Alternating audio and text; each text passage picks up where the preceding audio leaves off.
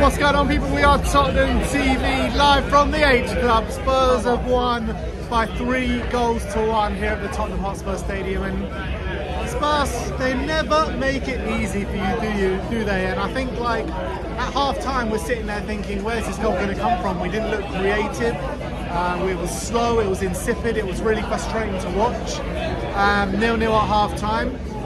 Well, we did have that chance in the first half, didn't we? Timo Werner takes it past the keeper. That's about the only chance we pretty much had in the first half. Second half, it did kind of all change, albeit we did go 1-0 down. Yeah, it was a very, very difficult game to manage. I thought Crystal Palace came with a game plan to frustrate us, to make sure that we're not creating the chances that we usually create, to restrict us of space.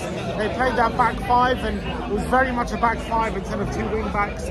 Nunes and Mitchell were very much playing as full-backs, and they had 3 centre-backs as well. It was very, very difficult to break them down, and it proved difficult as well. And the only chances we did create, especially that first half, was from a transition. When it was in like general play, open play, Palace will find it very easy to stifle us.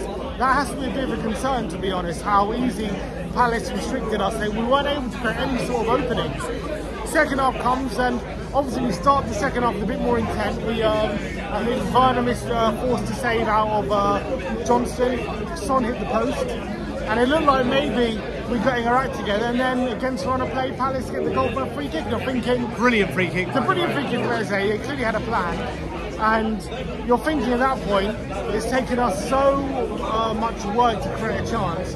How are we going to overturn this 1-0 deficit here? 1-0 with, what, 20 minutes to go or something? You're thinking there's no chance we're going to turn this around. It's going to be very, very difficult.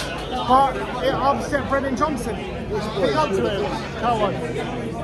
Yeah, upset Brennan Johnson, who did all the hard work for that first goal. Brilliant. Joachim Andersen's going to be having nightmares of Brennan Johnson. He absolutely terrorised him for that goal. And Timo Werner at the back post, getting his first goal for Tottenham Hotspur. And I thought Timo was actually probably one of our most dangerous players on the day today. I actually, as much as he frustrated, I thought he was actually quite effective at times. Obviously, he was, all our chances fell to him essentially, apart from the one where Son hit the post. It was all really on Timo Werner, and yeah, you can look at it 2 ways. You can look at it, he was wasteful with his chances, or you can look at it, he was the one getting the chances, and he was actually the one forcing the issue. And to be fair, I agree with you. When the ball came to Timo, at least we were like winning corners, something's happening. When the ball went to Kulu on the right-hand side, nothing much was happening. So at least Timo was trying to make things happen. I'm not going to sit here and say he was amazing, because I don't think he was. Not by any stretch of the imagination. But he got the goal and he had the chances. He was the one that was most involved. I look at that, the stadium behind you. But he was the one most involved out of the front 3. Definitely up until that point. I thought Sonny was pretty much non-existent in the first half. He came alive in the second half.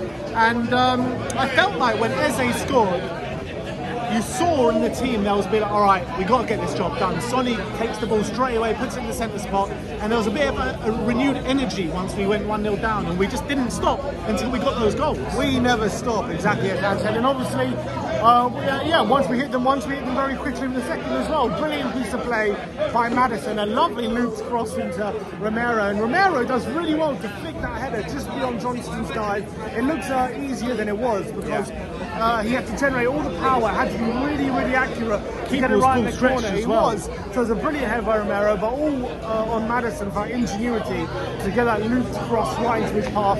Brilliant goal, and then Sonny seals it late on with a goal on the counter. Did you have any doubt in your mind Sonny was ever going to miss that? But that's the difference between Werner and Son, isn't it? Werner did exactly the same thing first half, but he couldn't finish it. But Son, clinical as ever, sends it the wrong way and makes it 3-1. And at that point, it's game over, game, set, and match, and a great win. And I think at the end of the day, you've got to give us credit for never stopping believing. The character was really great. I'm not going to sit here and say it was a top-notch performance from the team. I don't think it was. We deserved the win, but still question marks about breaking down a low block and how hard it was for us to create chances. Those elements were definitely still there, but we ended up bashing down that door at the end of the day and getting all 3 points, so you deserve credit for that. And that's different to maybe games in previous weeks where we haven't been able to batter down that door and have been unsuccessful trying to do that. You know, Wolves comes to mind. But today we kept going, we did it.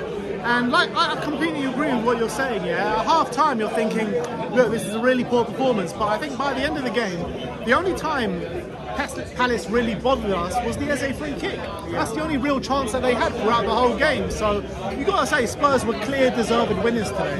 I think 3 points was rightfully ours, and it wasn't the greatest display like you said, but I think it's a good 3 points to take.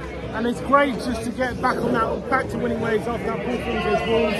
We know we got some big games coming up. We know we got games coming up, maybe, hopefully, not against a bloody back five. It seems like every week we're playing against a back five at the moment.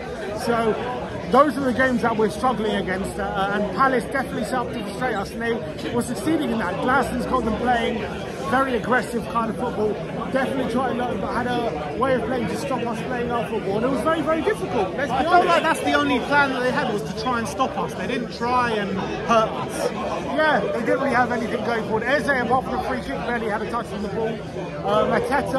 Mateta gave Van der Ven a bit of trouble, but by and large Van der Ven dealt with him. And I think it was all about whether Tottenham were able to create the chances with their possession, and I think the pressure told in the end. So I think credit to the team, credit to Andrew. I thought his subs did worked pretty well. I thought he changed the game positively with his substitutions. I thought again we were better in the second half. But again, I don't know what it is about first halves here in the lane recently. We just haven't been able to assert ourselves in the game in the first half. When was the last time we even scored in the first half? Yeah, it's a while ago. I can't remember. I can't remember. So that is something that needs to be addressed. And obviously, who do we got? We've got Villa away next, so it doesn't get much bigger. Obviously, we're going to see here now what they do against Luton. Hopefully, Luton can do us a favour.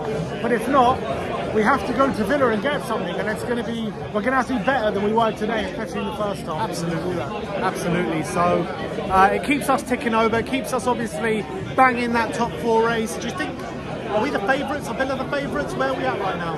I think before Villa play, I think I'll say we're favourites. If Villa win again, it goes back into their favour. If they only get a draw, I think it swings into our It's a hard game, Luton away. It's no gimme game. It's no gimme game whatsoever. So we'll be here at Tottenham watching the game as the goals fly in. But that is it from us today here from the H Club, from Tottenham Hotspur Stadium. Spurs have won by 3-1. Sonny comes in clutch once again. Romero, so the captaincy and the man of the match. Who's your man of the match? I would give it to man of the match. There's no real stand-up performer, I don't think, today. But if I had to give it Romero, I guess. I think Romero had a very good game.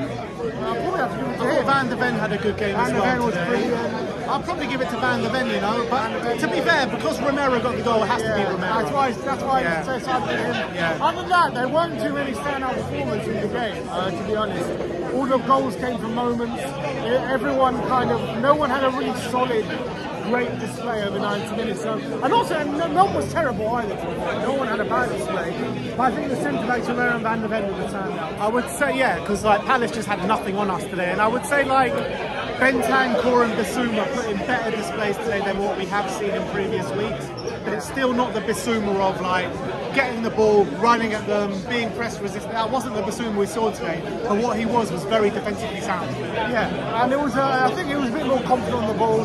Maybe it's coming step by step. But look, it's good to get that win going to the Villa game. Bit of momentum. All right, we'll see you all in the studio tomorrow. We delve even deeper into the game. But thank you everyone for joining us today. Like, subscribe and comment. And as always, come on Spurs.